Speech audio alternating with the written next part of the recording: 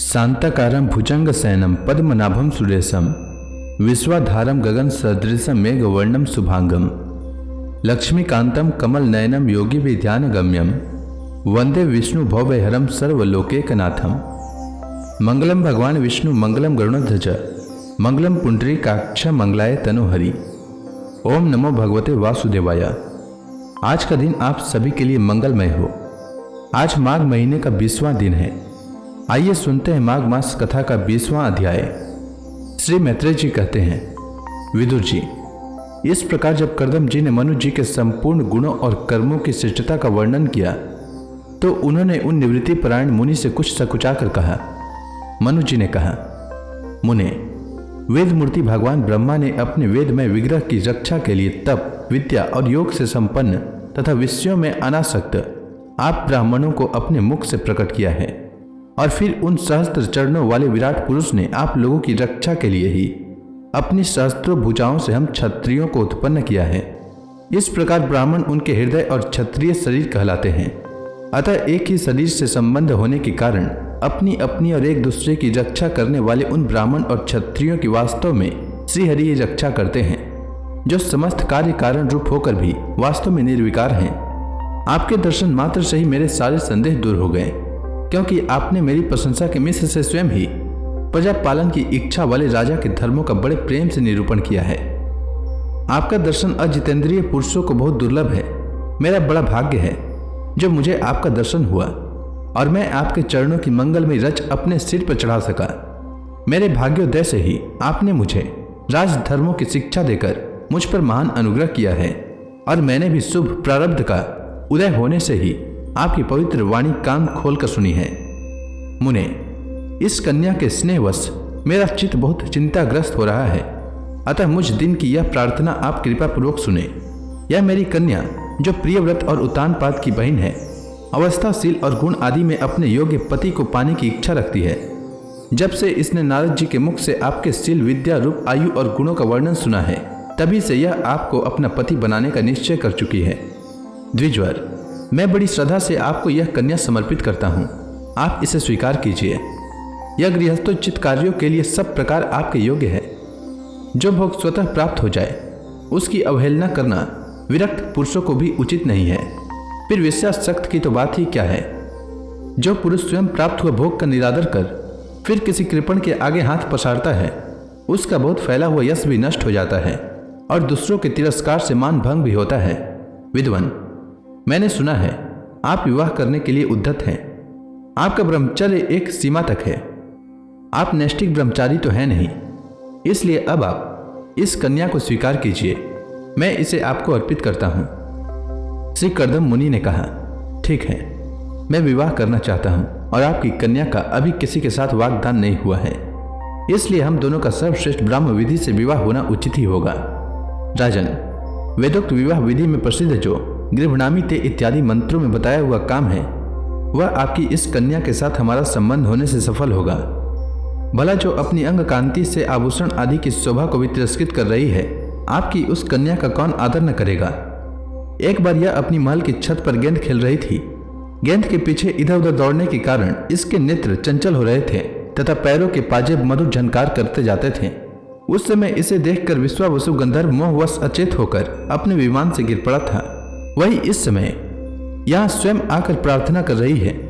ऐसी अवस्था में कौन समझदार पुरुष इसे स्वीकार न करेगा। यह तो साक्षात आप महाराज श्री स्वयंभू मनु की दुलारी कन्या और उतानपाद की प्यारी बहन है तथा यह रमणियों में रत्न के समान है। जिन लोगों ने कभी श्री लक्ष्मी जी के चरणों की उपासना नहीं की है, उन्हें तो इसका दर्शन भी नहीं हो सकता। अतः मैं आपकी इस साध्वी कन्या को अवश्य स्वीकार करूंगा, किंतु एक शर्त के साथ। जब तक इसके संतान न हो जाएगी तब तक मैं गृहस्थ धर्मानुसार इसके साथ रहूंगा। उसके बाद भगवान के बताए हुए संन्यास प्रधान हिंसा रहित सम दम आदि धर्मों को ही अधिक महत्व दूंगा, जिनसे इस विचित्र जगत की उत्पत्ति हुई है, जिनमें यह लीन हो जाता है और जिनके आश्रय से यह स्थित है।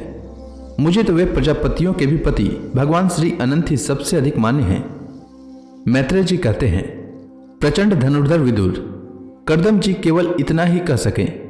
फिर वे हृदय में भगवान कमलनाभ का ध्यान करते हुए मौन हो गए। उस समय उनके मंद हास्य युक्त मुख कमल को देखकर देवहूति का चित्त लुभा गया। मनुज जी ने देखा कि इस संबंध में महारानी सतरूपा और राजकुमारी की स्पष्ट अनुमति है। अतः उन्होंने अनेक गुणों से संपन्न करदम जी को उन्हीं के समान गुणवती कन्या का प्रसन्नता पूर्वक दान कर दिया। महारानी सतरूपा ने भी बेटी और दामाद को बड़े प्रेम पूर्वक बहुत से बहुमूल्य वस्त्र, आभूषण और गृहस्थोचित पत्रादि दहेज में दिए। इस प्रकार सुयोग वर को अपनी कन्या देकर महाराज मनु निश्चिंत हो गए। चलते समय उसका वियोग न सह सकने के कारण उन्होंने उत्कंठावश विवल चित होकर उसे अपनी छाती से चिपटा लिया और बेटी बेटी कहकर रोने लगे। उनकी आंखों से आंसुओं की झड़ी लग गई और उनसे उन्होंने देवती के सिर के सारे बाल भिगो दिए। फिर वे मुनिवर करदम से पूछकर उनकी आज्ञा ले रानी के सहित रथ पर सवार हुए और अपने सेवकों सहित ऋषि कुल सेवित सरस्वती नदी के दोनों तीरों पर मुनियों के आश्रमों की शोभा देखते हुए अपनी राजधानी में चले आए। जब ब्रह्मावर्त की प्रजा को यह समाचार मिला कि उसके स्वामी आ रहे हैं, तब वह अत्यंत आनंदित होकर स्तुति, गीत एवं बाजे गाने के साथ आगवानी करने के लिए ब्रह्मावर्त की राजधानी से बाहर आई। सब प्रकार की संपदाओं से युक्त बरिष्मती नगरी मनुज जी की राजधानी थी, जहां पृथ्वी को रसातल से ले आने के पश्चात शरीर कांपते समय श्री वारा भगवान के रोम झड़कर गिरे थे। वे रोम ही निरंतर हरे भरे रहने वाले कुश और काश हुए, जिनके द्वारा मुनियों ने यज्ञ में विघ्न डालने वाले दैत्यों को तिरस्कार कर भगवान यज्ञ पुरुष की यज्ञों द्वारा आराधना की है। महाराज मनु ने भी श्री वारा भगवान से भूमि रूप निवास स्थान प्राप्त होने पर इसी स्थान में कुश और काश की चटाई बिछाकर श्री यज्ञ भगवान की पूजा की थी। जिस बरिष्मती पुरी में मनु जी निवास करते थे, उसमें पहुंचकर उन्होंने अपने त्रिताप नाशक भवन में प्रवेश किया। वहां अपनी भार्या और संतति के सहित वे धर्म, अर्थ और मोक्ष के अनुकूल भोगों को भोगने लगे। प्रातःकाल होने पर गंधर्वगण अपनी स्त्रियों के सहित उनका गुणगान करते थे, किंतु मनु जी उसमें आसक्त न होकर प्रेम पूर्ण हृदय से श्रीहरि की कथाएं ही सुना करते थे। वे इच्छानुसार भोगों का निर्माण करने में कुशल थे, किंतु मननशील और भगवत परायण होने के कारण भोग उन्हें किंचित भी विचलित नहीं कर पाते थे।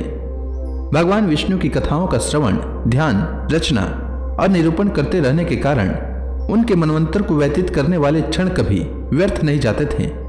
इस प्रकार अपनी जागृत आदि तीनों अवस्थाओं अथवा तीनों गुणों को अभिभूत करके उन्होंने भगवान वासुदेव के कथा प्रसंग में अपने मनवंतर के 71 चतुर्युग पूरे कर दिए।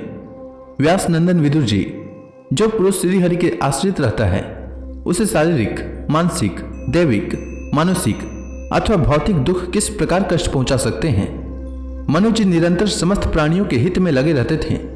मुनियों के पूछने पर उन्होंने मनुष्यों के तथा समस्त वर्ण और आश्रमों के अनेक प्रकार के मंगलमय धर्मों का भी वर्णन किया। जगत के सर्वप्रथम सम्राट महाराज मनु वास्तव में कीर्तन के योग्य थे। यह मैंने उनके अद्भुत चरित्र का वर्णन किया। अब उनकी कन्या देवती का प्रभाव सुनो। तो इसी के साथ यह अध्याय समाप्त हुआ। इसके आगे की कथा मैं कल के अध्याय में सुनाऊंगा। तब तक के लिए भगवान हरि का नाम लेते रहें। तो प्रेम से बोलिए भगवान विष्णु की जय, श्री कृष्ण भगवान की जय, लक्ष्मी माता की जय, तुलसी माता की जय, समस्त देवी देवताओं की जय।